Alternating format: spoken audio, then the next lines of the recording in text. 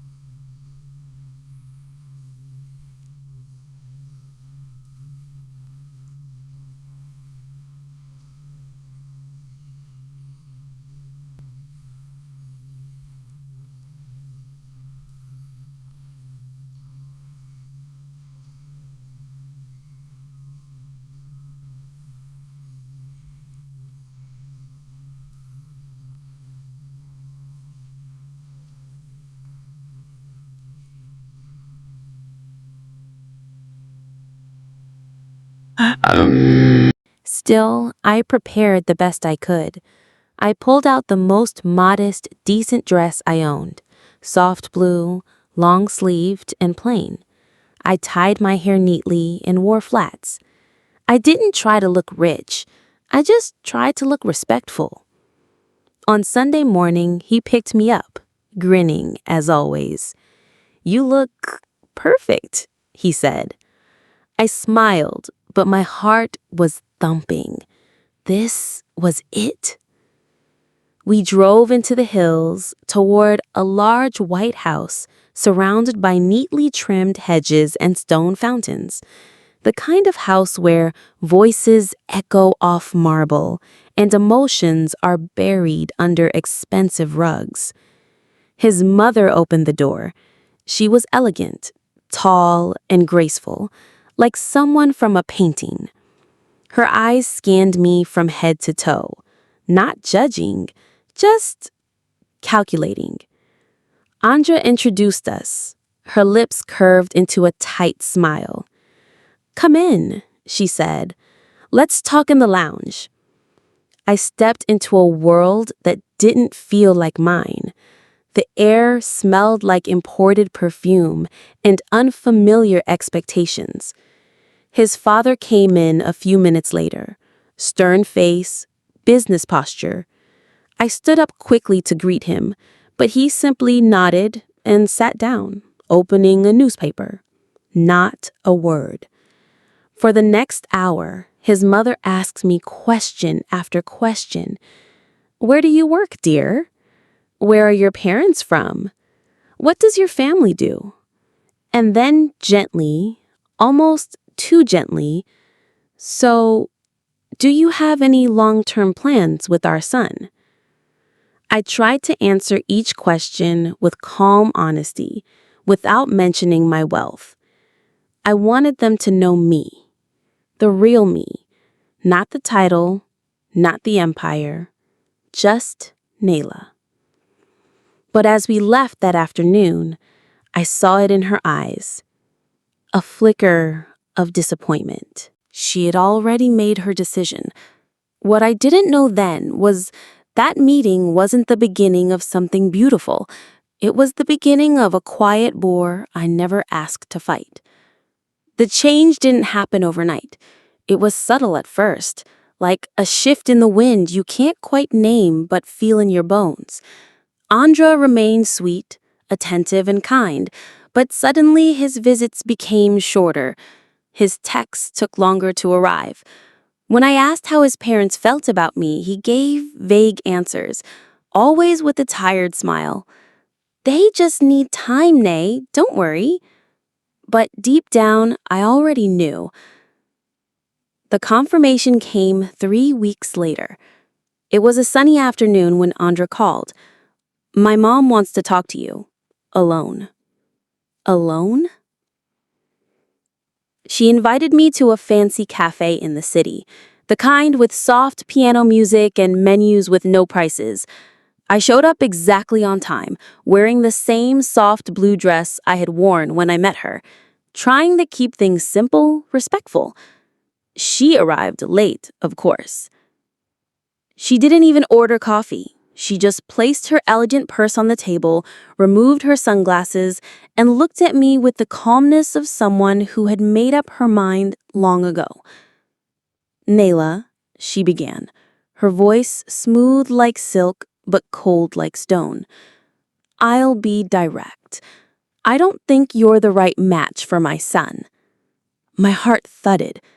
She continued, "You seem like a nice girl, but you come from a different world, a world that doesn't fit into ours. I've spent years building Andra's future, and I won't let anyone simplify it." I sat still, my hands on my lap. I wanted to speak. I wanted to say I loved her son, that I wasn't just some nice girl. But somehow, her words pressed down on my voice like a weight. Then she smiled, pleasant, practiced, polite. "Do yourself a favor, dear. Walk away while it's still graceful." She didn't wait for my response. She stood up, thanked the waiter, and left. I stared at the untouched tea in front of me, its surface now trembling, just like I was. In that moment, something inside me cracked, not from heartbreak, but from the realization that I had been seen not as a person, but as a problem. And when someone sees you as a problem, they don't try to understand you. They try to erase you.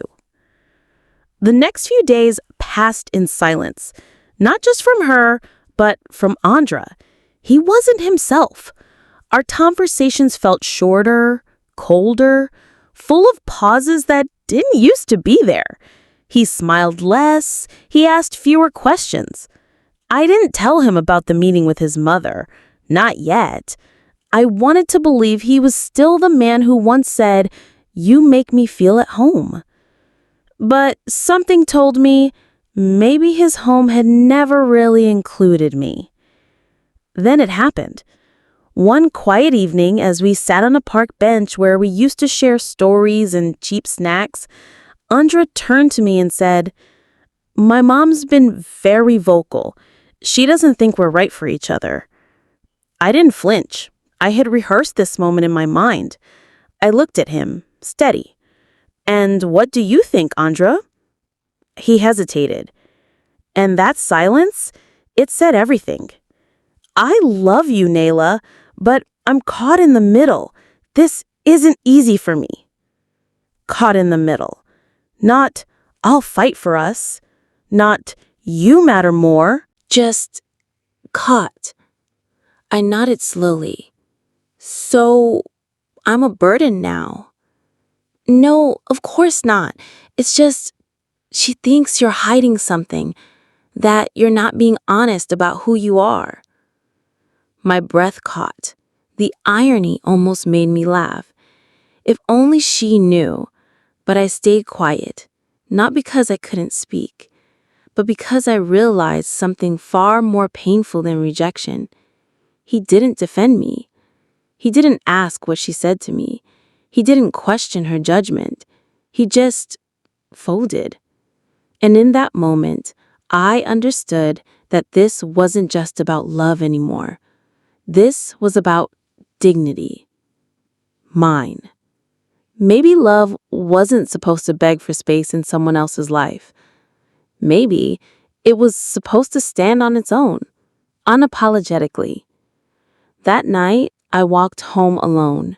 No words, no promises, just the weight of everything he didn't say. I had once imagined walking that path with him, maybe after dinner with his family, maybe hand in hand after a silly little argument. But not like this. Not with my heart hollowed out by silence, and my mind trying to make sense of what I meant to him, or didn't. The next morning, I stood in front of my tiny mirror, looking at a version of myself I hadn't seen in a while. Tired eyes, soft, trembling breath, but something else too. Resolve. This wasn't the heartbreak kind of pain. It was the awakening kind. I wasn't going to wait for someone to stand up for me. Not anymore. That day, I went to the company I secretly built. The very same company Anja's father worked with through several joint projects. I stepped into the boardroom not as Nyla, the simple girl in blue dresses, but as Nyla Hadi, founder and sole owner of Hadi Group.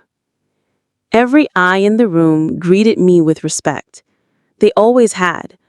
But this time I saw something in their eyes that I had forgotten existed. Power. I was reminded of who I truly was. And then my assistant entered quietly. "Ma'am, someone from the Wijaya family just submitted a partnership request. It's urgent." I almost laughed. The Wijaya family. Andra's family. The same people who saw me as disposable, as someone to be handled. I closed the file slowly, then looked up. Let them wait. I wasn't being cruel. I was simply done apologizing for being more than what they expected. This wasn't revenge. This was a revelation. And maybe, just maybe, it was time they finally saw who I truly was.